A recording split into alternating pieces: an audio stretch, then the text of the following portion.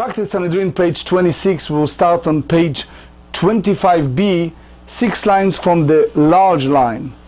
The subject of who is qualified to be a kosher aid, kosher aidim, kosher witnesses in the rabbinic court is the core part of our discussion today. Obviously, we have to deal with different phases of unscrupulous people, people whom we suspected to be dishonest when it's come to give a testimony in a court. So we're going to deal with different phases. For example, people who take advantage of the sabbatical year. As you know, that the 7th year in Israel is the year that you give away your estate, and basically if you own a farmland, we are talking about the time of the temple, nowadays is rabbinic, but the key is the time of the temple, people give away their estate. The time of the later on, they just give it to poor people and people in needs. So it turns that people use and abuse the system by sending indigent people to collect the crops or other things from the field and resell it or sell it in a regular market. Another good example is people who force other people to sell something against the will and then flip it, do a profit margin and things like that. So all these different phases of people who are unscrupulous is the core discussion of today, which is the discussion of disqualification to be a witnesses. So we start with Tana. Tana osifu lehem hagazlanim v'hamsanim, meaning in addition to all those we mentioned yesterday, those we mentioned in Mishnah, we add people who are basically robbers. Doesn't need to be a physical robber. Soon you see example, and those who force transactions, which is people who basically compels other people to sell to them. So you're forcing someone to sell, and even you paying for whatever the agreement is, but the guy is not really ready to sell you. He sold it to you because you're forcing. So you see example.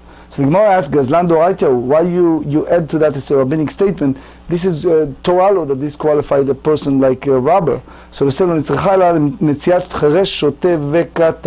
so if you have an item that was stolen from someone who's deaf mute, someone who's not really there, like insane, or someone who's a minor. So all of these people, basically they found something, they're not qualified to take it, and we are prohibited to take it from them. And the fear is, Rashi said in Tractate Gittin, page 59, that they start fighting with those who are relative of them. So we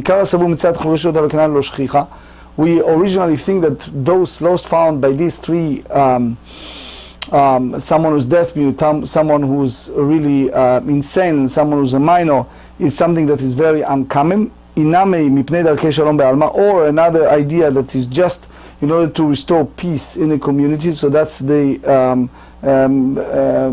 to foster peace and to prevent strife and controversy, and it's not considered an actual robbery.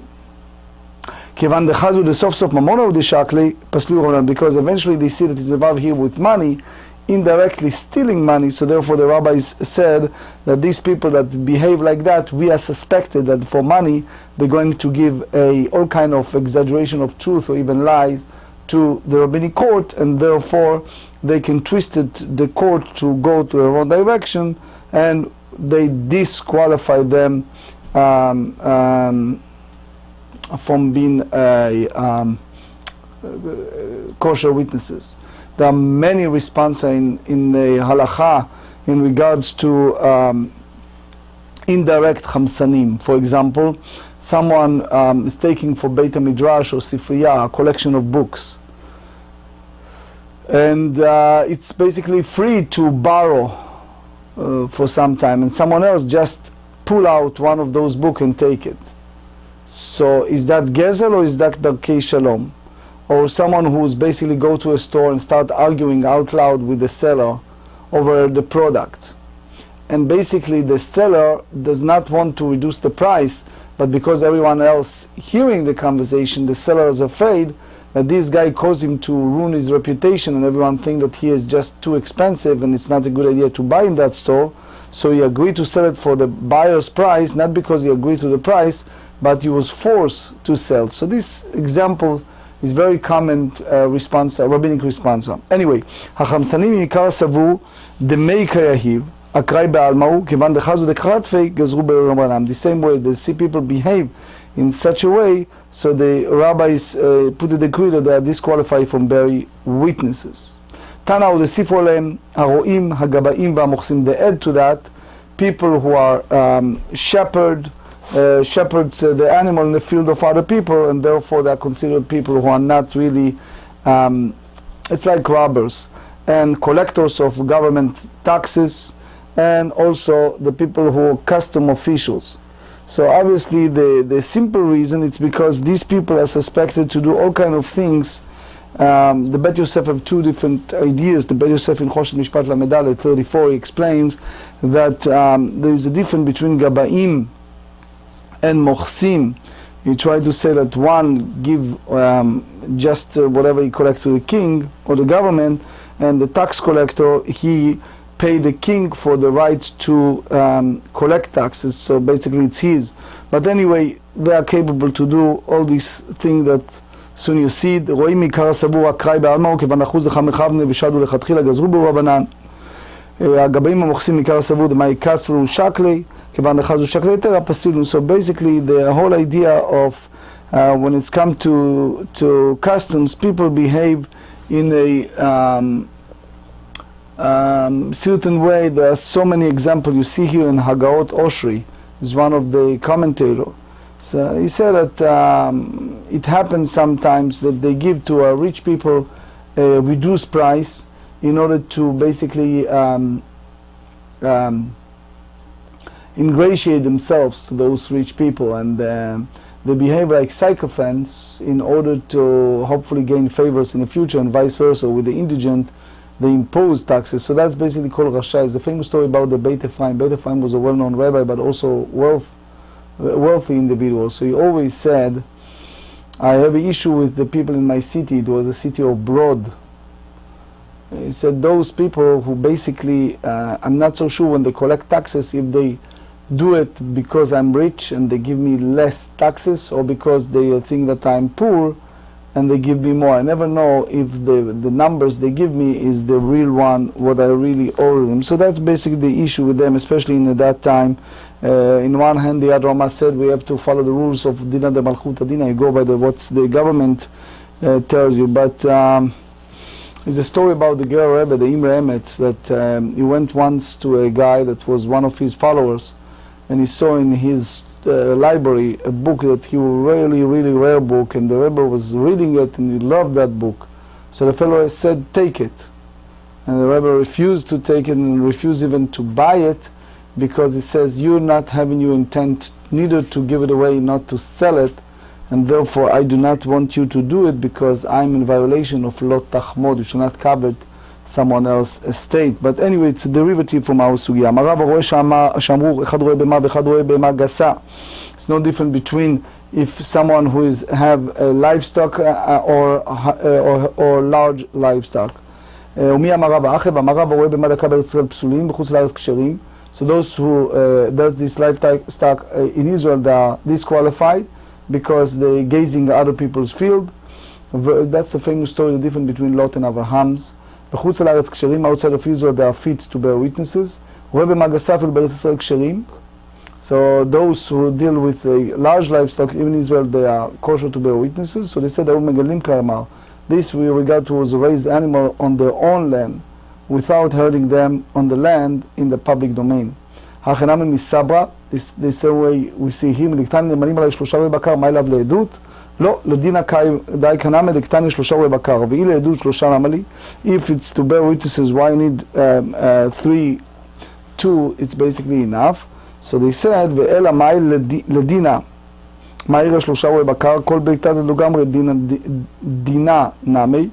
So any 3 people who did not study halacha, they are basically also disqualified from serving in the rabbinic court. If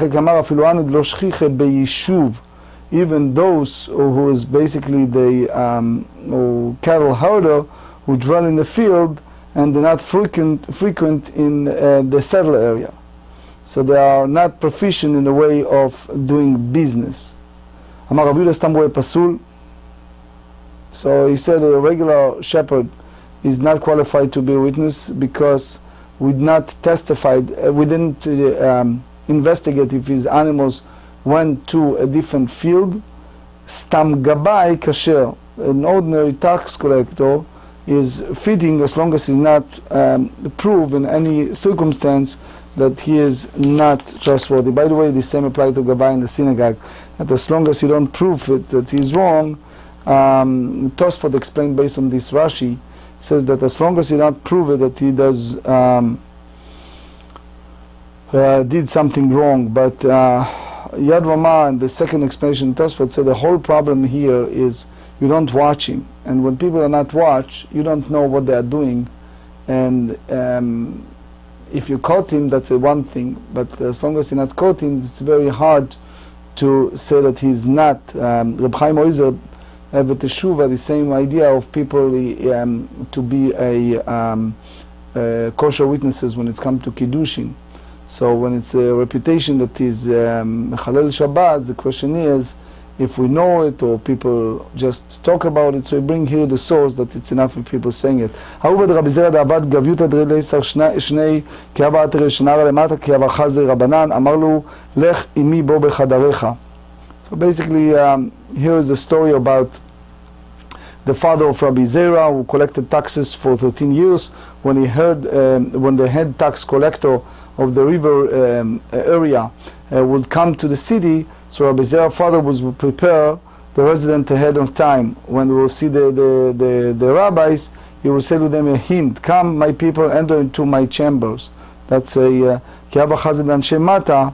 When we see people that scholar from the place of Mata, Amar reish na'arat lemata, which means that like the minister of the city come to the city, va'idna nechis abba lefum bera or va lefum bra. So he basically want to say that the head of tax collector of the river is coming to the city and will now slaughter the father, which means takes one's money before the son, and the son before the father. So basically the implication here, you see many people, Rashi said that, so he wants to collect more taxes, and the whole way they treated the other must say that for Torah scholar was like a little different way of treatment. But basically, when I study it, I'm always thinking when you're driving a highway or a street, and you see the guys across the street from you highlight their light during the day. So usually the implication is the police watching around the area, there's a cop around the corner just to reduce the speed. So in a sense, he told all the people, so to be careful, they are coming. Page 26, so everyone will hide. So when the head tax collector will arrive, Rabbi Zera's father say to him, "For whom shall I request the taxes?" So the city is really populated, and only a small sum of taxes will be imposed on it. So basically, when he passed,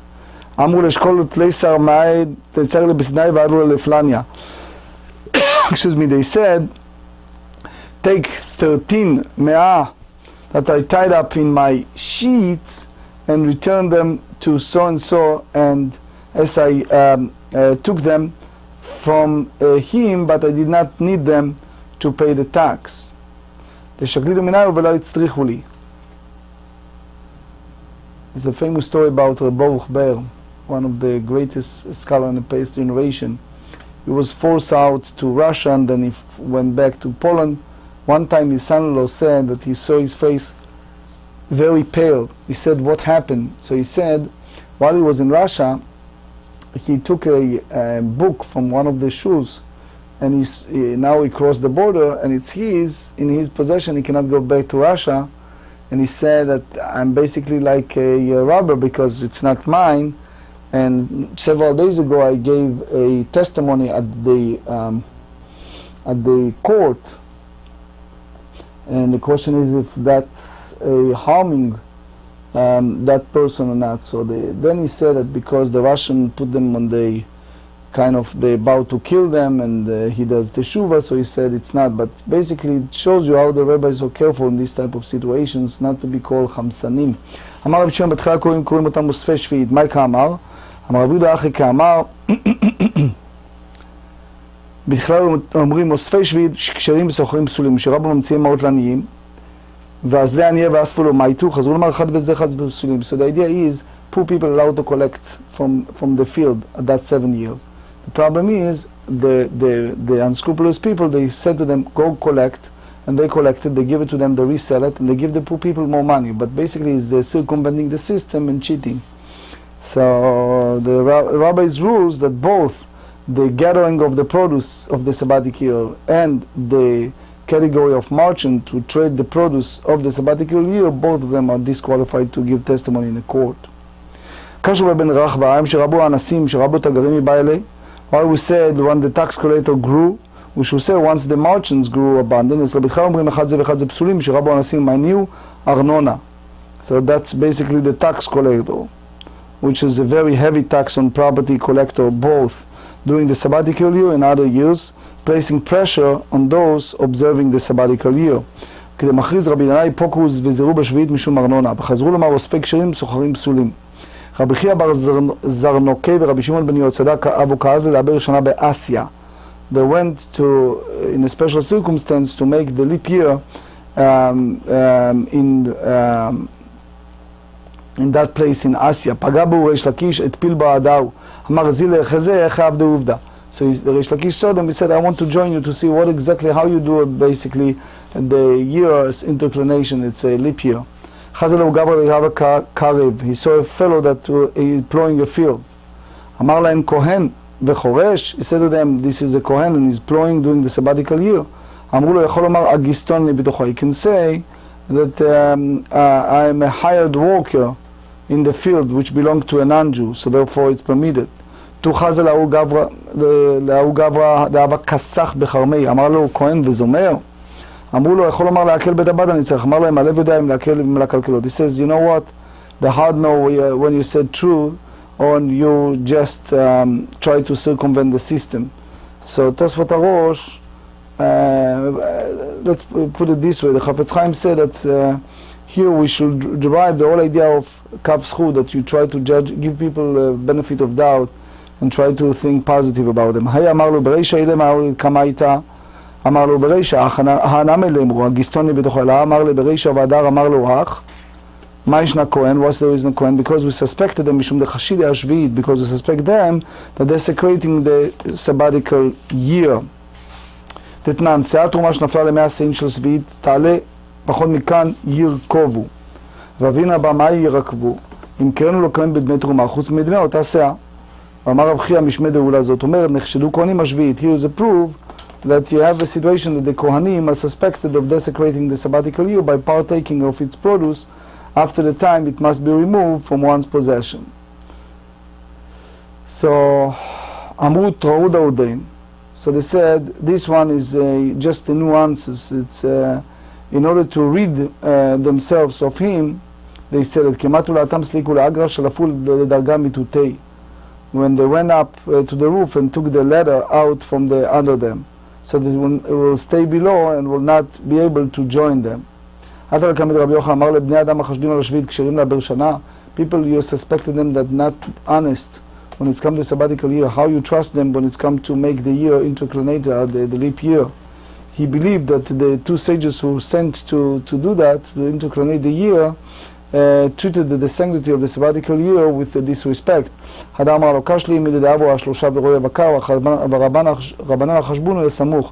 Maybe they are the same stories we read several days ago about the three cattle herders.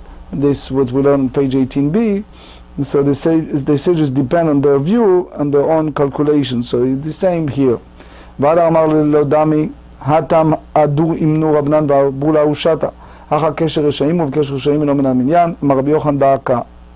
So he basically was troubled by all of that, and he afraid that he cannot It's like conspiracy of evil people.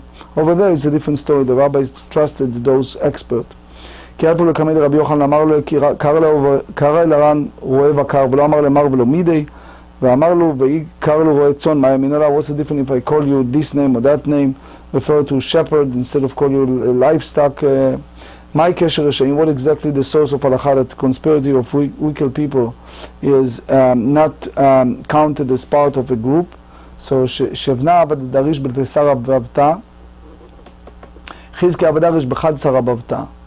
So here you have Shebna, is a steward and a minister in King Chizkiah court, was a prominent, a very influential figure. So he will teach Torah to an audience of 130,000 followers, where the King Chizkiah will teach Torah to an audience of merely 110 followers. כי עד הסנחריב יצא ליד ירושלים, when the evil סנחריב came and he besieged ירושלים, כתב שבנה פתקה, השדרה בגירה, שבנה וסייתו השלימו, חזקיה ושייתו לא השלימו.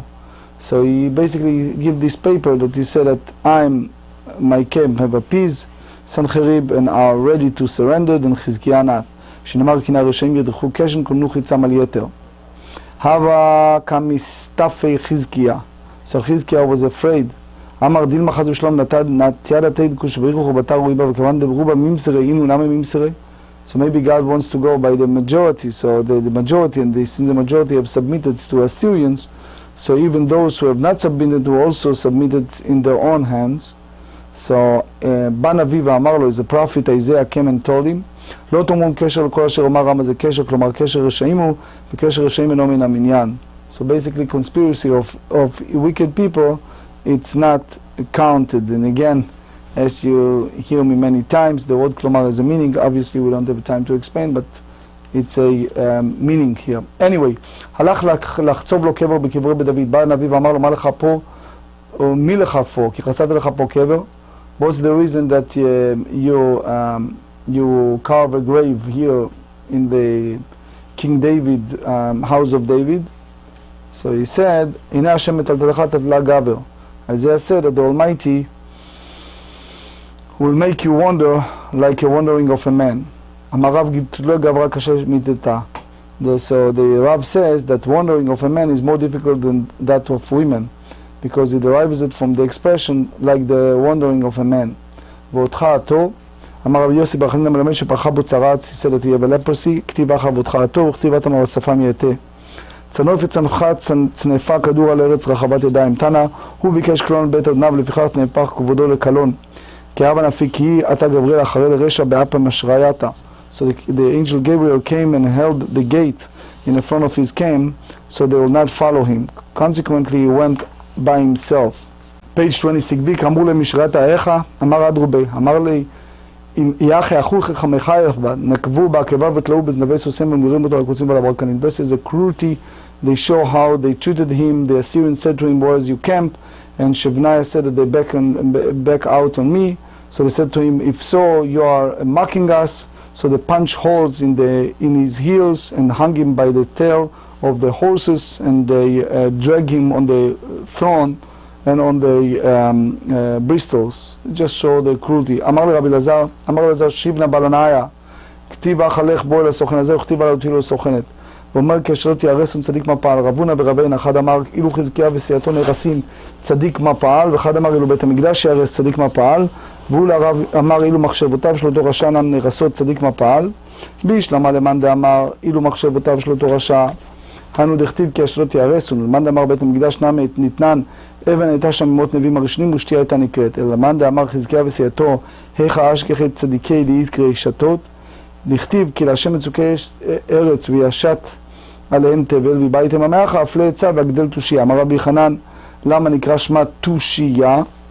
מפני שהיא מתשת כוחו של אדם. The wicked, the strength of a person when engaged in its study. דבר אחרי תושייה שנתנה בחשאי מפני השטן.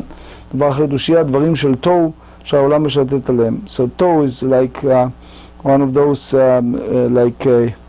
amorphous that they seem foreign and strange, but nevertheless the world is founded on them.